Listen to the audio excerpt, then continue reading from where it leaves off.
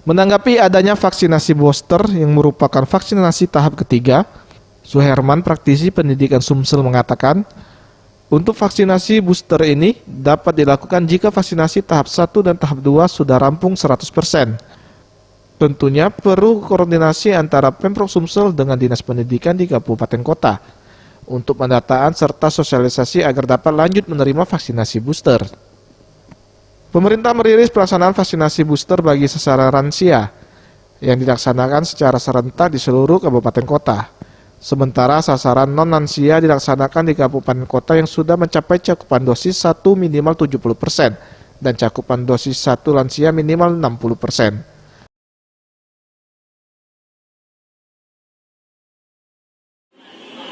Kita terapkan dulu vaksin 1 dan 2.